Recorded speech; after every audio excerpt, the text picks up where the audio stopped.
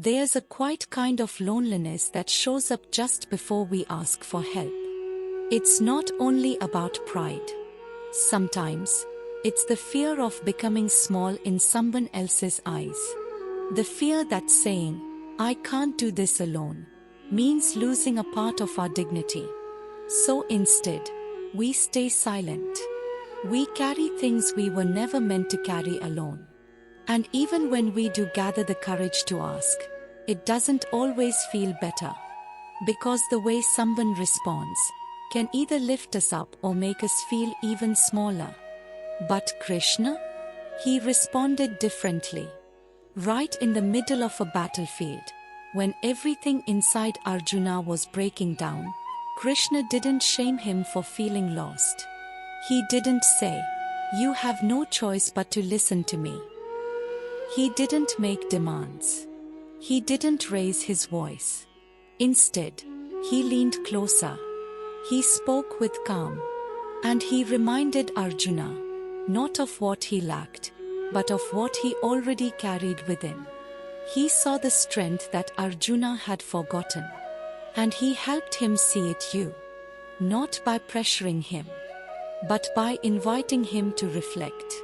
Krishna didn't say, "Obey me." He said, "Think deeply, and then choose for yourself." That's what true leadership looks like. It isn't about control. It's about guidance. It's not about proving you're right. It's about creating space for others to rise in their own way. In the Gita, Krishna says, "The wise act without attachment, inspiring others through their example." That one line reveals something powerful. Because he wasn't offering strategy. He was offering a way of living. One that lifts others through presence, not pressure. And presence can't be faked. People know when they're being judged. They can feel when they're being controlled. But they also feel something else, when they're being trusted. When someone sees potential in them that they haven't yet recognized themselves. That's what transforms people. Not force.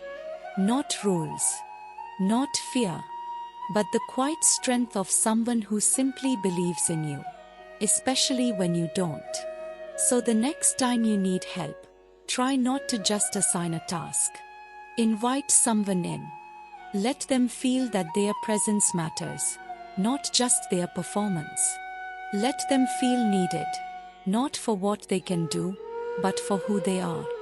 There's a big difference between saying, "I need you to do this," and saying, "I can't do this without you." One makes a person feel replaceable.